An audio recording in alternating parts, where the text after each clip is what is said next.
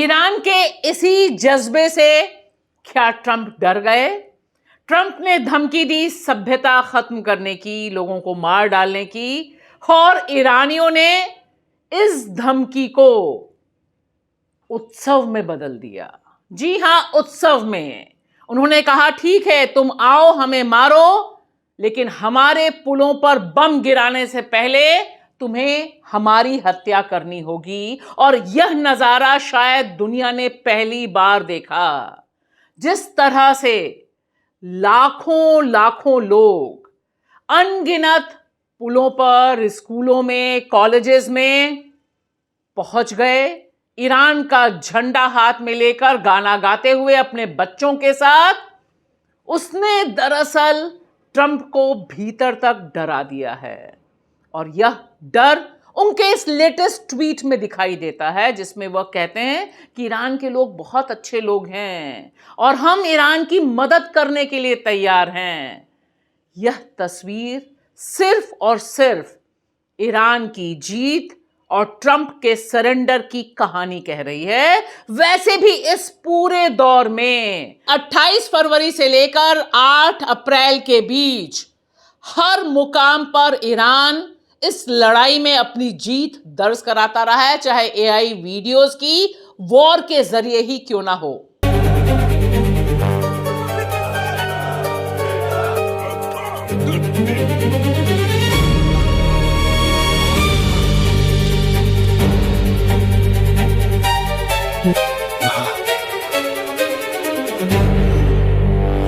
नमस्कार दोस्तों, मैं आपकी दोस्त भाषा। आप देख रहे हैं बेबाक भाषा पे हमारा 2 टूक कार्यक्रम। ईरान का जज्बा, ईरानियों का हौसला, 1,40,00,000 से अधिक ईरानियों का खुद को शहीद करने के लिए रजिस्टर कराने की घटना हो, या फिर इस तरह से सड़कों पर उतर के अपने ईरान को बचाने का शपथ लेने का सिलसिला।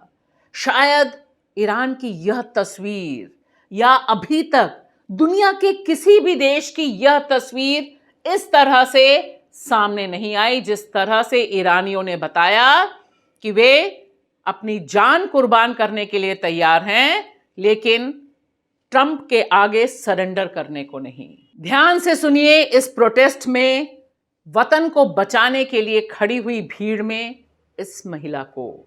ईरान की महिला ज़ोहदे किस तरह से अनाउंस करती हैं और ट्रंप को धमकी देती हैं कि तुम्हारा मुंह उतना बड़ा नहीं जितनी बड़ी बातें तुम करते हो, और साथ ही साथ कहती हैं कि तुम ईरान को जानते नहीं हो, हम मर भी जाएंगे तब भी ईरान दफन नहीं होगा।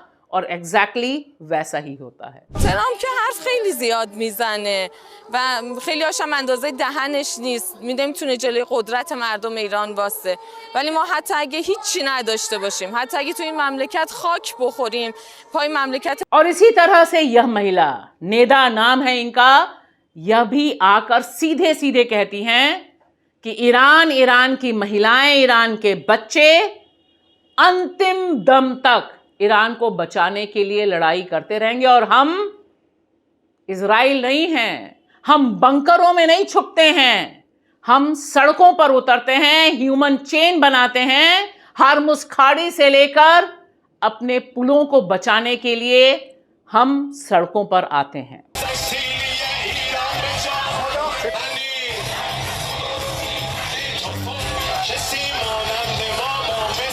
مردممون پشت همدیگه هستیم، پشت نیروهای مسلح هستیم، پای کشورمون هستیم.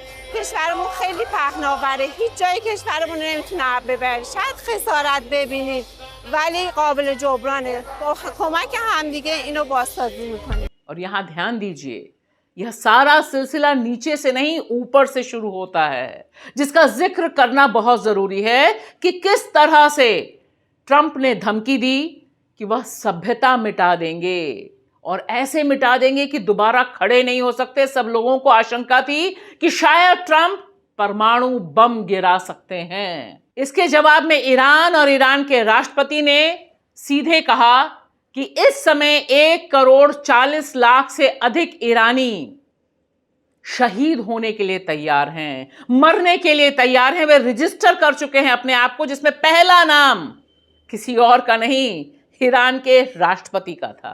आपने देखा ईरान का नया न्यू लीगो स्टाइल वीडियो, जिसमें उन्होंने पूरी कहानी बताई कि किस तरह से ट्रंप का सरेंडर करवाया गया, और साथ ही साथ क्लोजिंग यहां से होती है कि दरअसल ट्रंप डरपोक आदमी है, हर बार वो चिकन आउट करता है, जिसे टैको टर्म दिया है उन्होंने। Yeah. Every time he talks tough, it's Taco Tuesday. Taco Tuesday.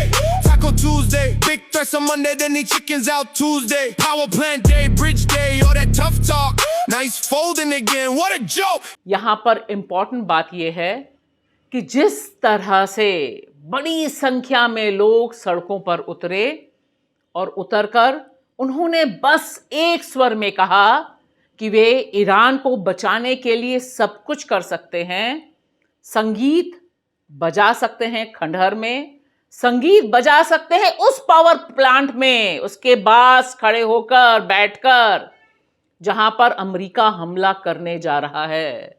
यह दृश्य अपने आप में ईरान की ताकत का गवाह बना। हम ईरान के इस जज्बे को सलाम करते हुए उनके जो अंतर्राष्ट्रीय ख्याति प्राप्त संगीतज्ञ हैं, म्यूजिशियन हैं, अली घामसारी को सुनना चाहते हैं। अली घामसारी ने यह कलेजा दिखाया, वह पहुंच गए अपना कमांचे लेकर, अपना वाद्य लेकर उस पावर प्लांट के पास जिस पर अमेरिका हमला कर सकता था। अकेले बैठकर उन्होंने अपना वाद्य बजाया।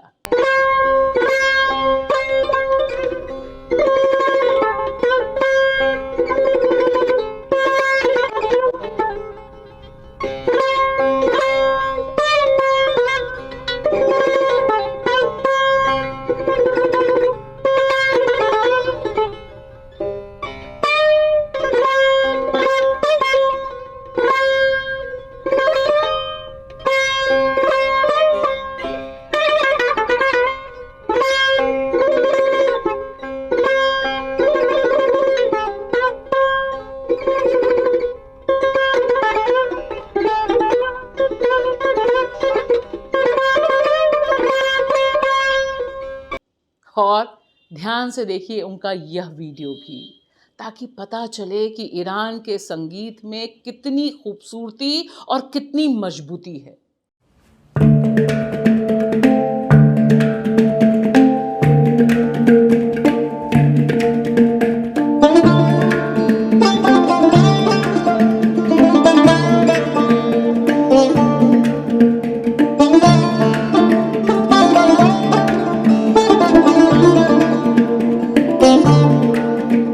और ये हैं हामिद रेजा, ये भी कमांचे वादक हैं। इनके स्कूल को, इनके म्यूजिक के स्कूल को ध्वस्त कर दिया गया। यह पूरी तरह से खंडहर हुए अपने स्कूल में पहुंचते हैं और प्रोटेस्ट में, रिजिलियंस में अपना वाद्य बजाते हैं।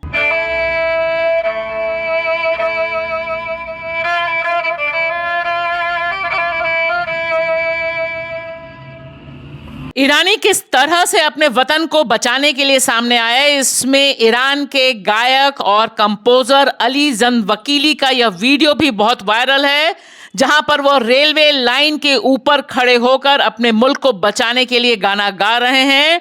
बता दूं कि इजराइल सहित अमेरिका ने ईरान के रेलवे नेटवर्क को निशाने पर लिया था, भीषण बमबारी की थी।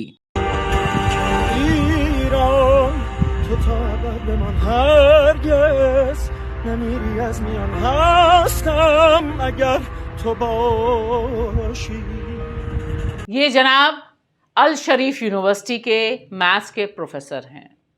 यूनिवर्सिटी ध्वस्त कर दी गई, लेकिन यह खंडहर में बैठकर अपनी ऑनलाइन क्लास ले रहे हैं। گرامی بسیار عالی. از خداوند بزرگ برای کشور عزیزمون هم آرزوی سربلندی و عزت دارم و برای और सुनिए इस ईरान की बहादुर महिला को, जो ईरान के MIT समझे जाने वाली यूनिवर्सिटी के खंडहर के सामने खड़े होकर कहती हैं कि ट्रंप, तुम कितने बेवकूफ और जाहिल हो, तुमने उस यूनिवर्सिटी को ध्वस्त किया अपने बम से जहां से ईरान में पढ़कर लोग तुम्हारी MIT पहुंचते हैं और तुम्हारे विज्ञान को गति देते हैं। Hey American people, here is Tehran and this is Sharif University of Technology reduced to rubble by the US-Israel airstrike. Do you know what feels strange to me about bombing this specific university? It was called Iran's MIT and more than 90% of its alumni used to apply to American or European universities after graduation. फिलहाल Iran ने अपनी 10 शर्तें रखी हैं। इन 10 शर्तों पर होगी चर्चा होगी पाकिस्तान में। अभी तक जो तमाम खबरें हैं और पाकिस्तान के प्रधानमंत्री अपनी बेवकूफ़ी की वजह से भी जग हंसाई का कारण बने हैं और उससे ये साफ हो गया है कि उन्होंने जो ट्वीट किया शायद वह उनका ट्वीट नहीं, बाहर से या ट्रंप के यहाँ से आया होगा ट्वीट, लेकिन बाद में उन्होंने करेक्ट ट्वीट कर दिया एक्स प्लेटफॉर्म पर। लेकिन सवाल यहाँ बड़ा है, ध्यान से देखिए, यह 10 मांगे जो ईरान ने रखी हैं उसमें लिखी हुई है कहानी ट्रंप के सरेंडर की और ईरान की जीत की। इन 10 मांगों में ईरान ने बिल्कुल साफ कर दिया है कि चाहे हार्मुज खाड़ी की बात हो, चाहे लेबनान पर हमले रोकने की बात हो, चाहे युद्ध को रोकने की बात हो, या इस पूरे इलाके में अमेरिका की जो सेना तैनात है उसकी वापसी की बात हो, और साथ ही साथ पिछले 50 सालों से करीब जो ईरान पर सैंक्शंस लगाए हैं, प्राइमरी और सेकेंडरी, उन दोनों को वापस लेने की बात हो, यह सब इन 10 मांगों में शामिल है। और साथ ही साथ यह भी शामिल है कि जो नुकसान ईरान का हुआ उसकी भरपाई अमेरिका को करनी होगी। संयुक्त राष्ट्र में जो सिक्योरिटी काउंसिल है या जो परमाणु नियंत्रण करती है IAEA, उस संस्था के भी रिस्ट्रक्चर की बात कही है ईरान ने। अगर इन बातों पर चर्चा होती है तब जीत होती है। और वैसे भी जैसे ही सीज फायर का अनाउंसमेंट ईरान में होता है, आप देख सकते हैं सड़कों पे कैसा सेलिब्रेशन हो रहा है। और यह सेलिब्रेशन सिर्फ ईरान के हुक्मरानों की जीत नहीं है, यह ईरानियों के प्रतिरोध की जीत है जो अपने देश के लिए मरने के लिए तैयार बैठे थे अपने बच्चों के साथ ह्यूमन चेन, ह्यूमन शील्ड बनाकर।